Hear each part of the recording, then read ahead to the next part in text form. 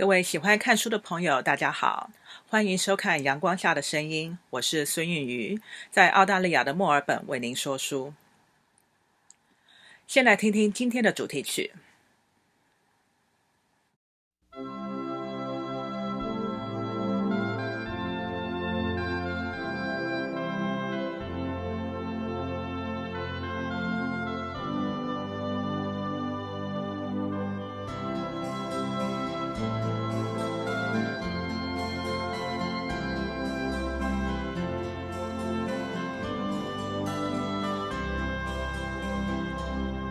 没有烟抽的日子，没有烟抽的日子，我总不在你身旁，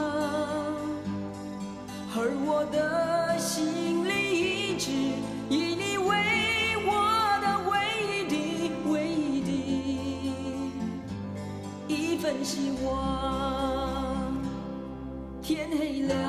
路无法延续到黎明，我的思念一条条铺在那个灰色小镇的街头，你们似乎不太喜欢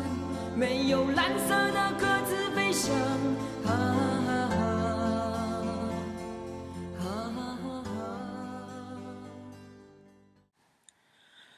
这首《没有烟抽的日子》由王丹作词，张雨生作曲演唱，并由陈志远编曲。在这里要提醒大家，为了尊重著作权，我在这里没有提供整首歌，而是在下面提供了连结，请喜欢《没有烟抽的日子》这首歌的朋友自己移驾过去听。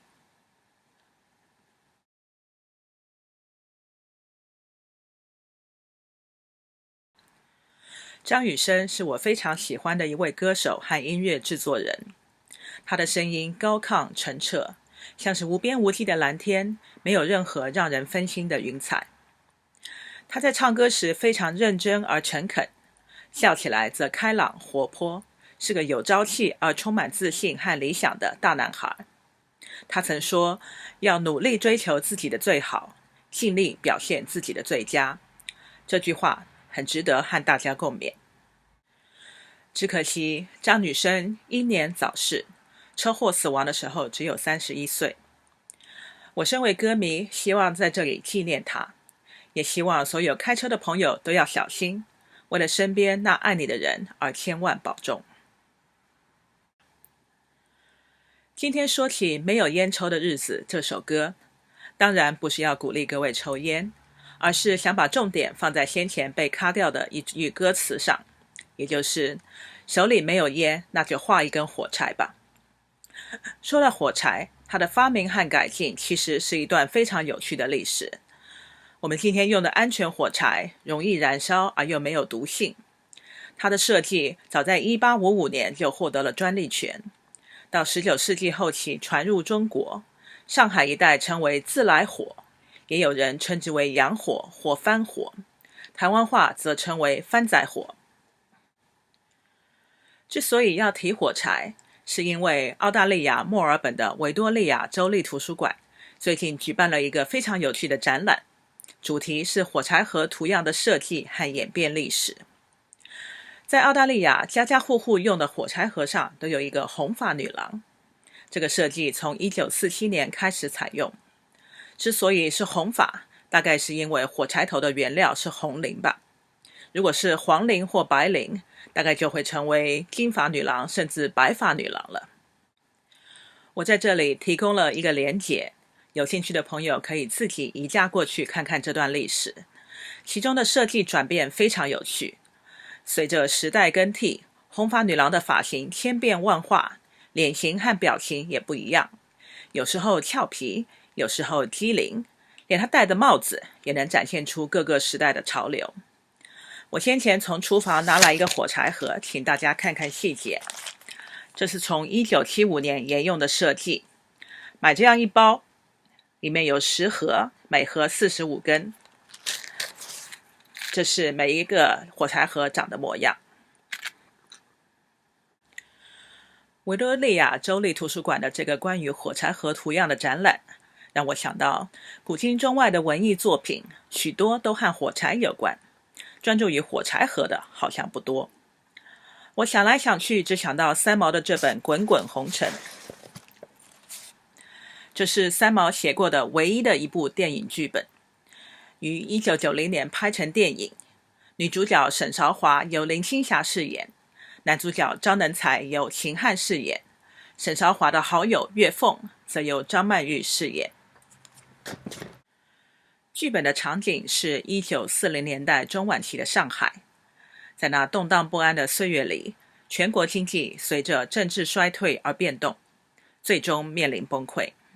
我来读一段剧本，让大家体验一下当时的状况。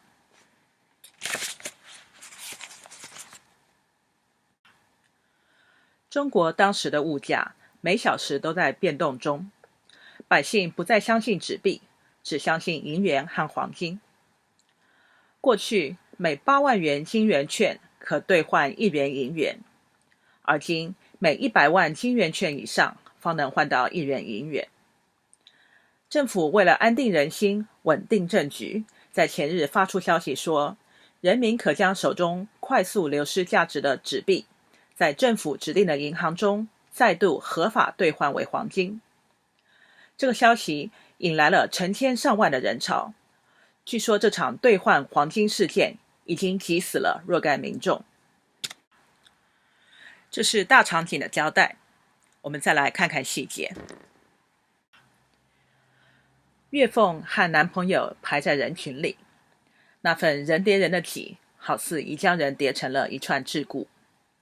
每个人被迫抱住前面人的肩膀，为了能够呼吸，人的脸不可能被闷在前人的脖子上去，所以全都侧出脸来对着镜头。那一串人链啊，脸上一副逆来顺受的表情，他们一致望着队伍的前方。每个人都在手臂上或是吊着大布包，或是提着小箱子，或是抱着一个纸盒，或是两脚夹住长方箱子。那手臂扳住前面的人又同时得顾东西，有人帽子挤掉了，不能弯身捡，有人脚上一只布鞋，有人被挤得脸上露出惨笑来，有人抵在前人的肩上，好似挤昏了过去。人潮在不能控制中，一波向前又一波向后，波动来时，怕摔倒而叫的声音就来了。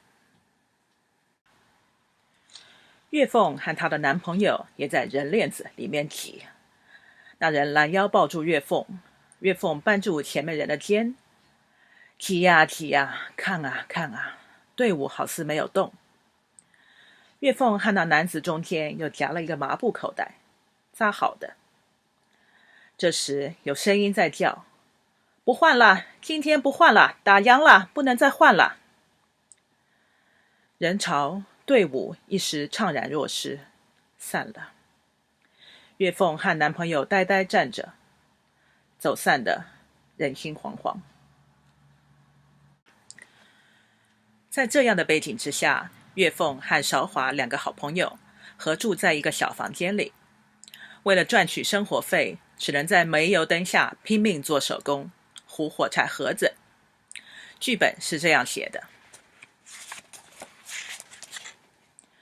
地板上一个大纸盒，里面放着材料，桌上堆了好多好多小盒子，一叠一层的。深夜了，窗外的邻居都已没有了灯光。岳凤开了电灯，快速的一五一十清点糊好的火柴盒子，清点完了立刻关灯。剧本中的岳凤一边清点一边自言自语：580个，好，半只鸡蛋钱出来了。好，我们再糊再糊，等到明天天亮，哇，3000万个，连10颗米都买不到了。真的，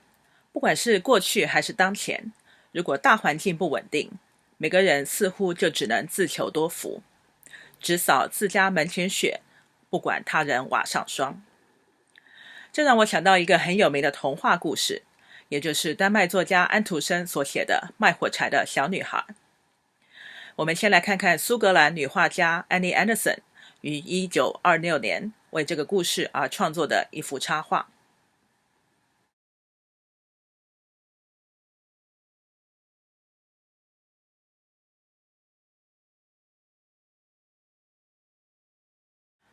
故事中，卖火柴的小女孩在街头饥寒交迫，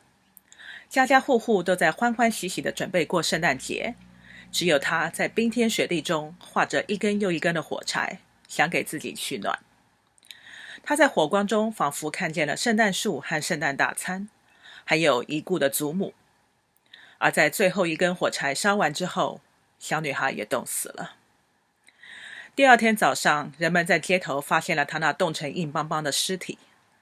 他们或许会叹息一声，摇摇头，落几滴眼泪，但是日子还是得过下去。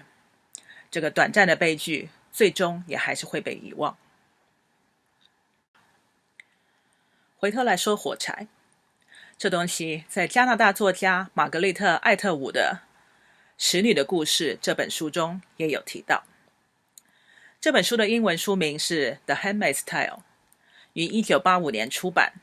后来改编成电视影集，于2017年播出，轰动了全世界。我们来看看这本书新版的封面，还有电视影集的一幅剧照。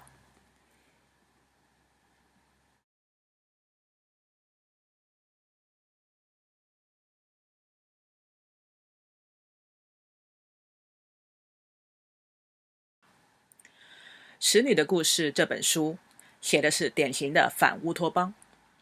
在一个虚构的国家里，环境严重污染，人们失去了繁殖下一代的能力，只有少数女性还能生育，因而成为传宗接代的工具。只有特权阶级的家庭才能分配到一个。更悲惨的是，每个使女只有3次受孕的机会，若是成功，生下来的孩子就是别人的，自己又被分配到下一户人家去，像母鸡那样继续被迫受孕，继续生。若是3正出局，一连换了3个男主人都不能怀孕，就只能落得被流放或成为公共妓女的下场。这本书的主角就是这样的一个使女，她被分到的那一家，女主人想要孩子，又认为自己的丈夫无能，不能使使女受孕，所以决定贿赂她，让她去怀家中司机的孩子，代价就是一支烟和一根火柴。在那样的一个高压集权统治的时代，一切都在政府的监督和管制之下，仅仅是一支烟和一根火柴，算是非常奢侈的违禁品了。在《使女的故事》这本书中，使女都是一身红色长袍，头上戴着修女式的白色宽边布帽，全身上下遮盖得严严实实。因为他们是国家的工具，一般人不能轻易染指，而他们自己也不能有反抗或脱逃的念头，否则就会被鞭打或电击。其他想反抗暴政的人，则不是被杀，就是被流放。这本书改编成电视影集，文字透过视觉效果而落实，看起来让人触目惊心。那样一种可怕却也可能的未来，实在是让人吓得魂不附体。后来我看英文原著，发现其中的文字别有一种动人心魄的美。女主角娓娓道来自己的各种思绪，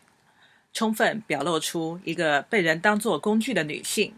她那无奈、无助、恐慌、空虚，而无论如何也要坚持一份自尊、自信的灵魂。我们来看看英文原著第1版的封面，看起来很有乔治·欧威尔的《1984》那本书所描述的老大哥在看着你的味道。只不过这里的老大哥不但随时随地监控着你，还无所不用其极地操纵着你。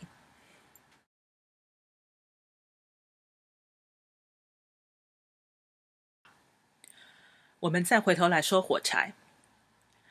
中文里有一句话说，水能载舟，亦能覆舟。火柴也是一样，我们能用它生火取暖，烹煮食物，锻铸金属，却也能用它来烧掉一切我们不再需要、无法接受或拒绝容忍的事物。古时候的中国有秦始皇焚书。第二次世界大战的时候，纳粹德国为了彻底消灭犹太人的宗教和文化，也有火烧犹太经典的场面。而在前面提到的这本《使女的故事》中，为了让人民无知，便于控制其思想言行，政府不但烧毁了所有的报纸、杂志和书刊，监管了媒体，更封锁了所有可能传达资讯的管道。这样的一种反乌托邦，也是美国作家雷·布莱伯里的《华氏451度》这本书中的背景。这部经典科幻小说英文书名是 Fahrenheit 451， 于1953年出版。我们来看看英文原著第一版的封面。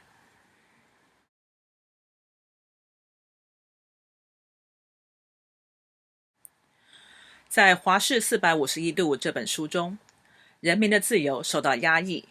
读书和藏书都被禁止，而所谓的消防员，其工作不是灭火，而是烧书。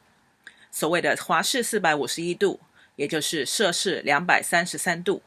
正是书本纸张的燃点。这本华氏451度早在1966年就被改编成电影，我看的则是2018年的新版电影。看完之后就去买书，但是到目前为止还没有寄到，所以不能够和大家分享，只好在这里找张电影海报给大家看看。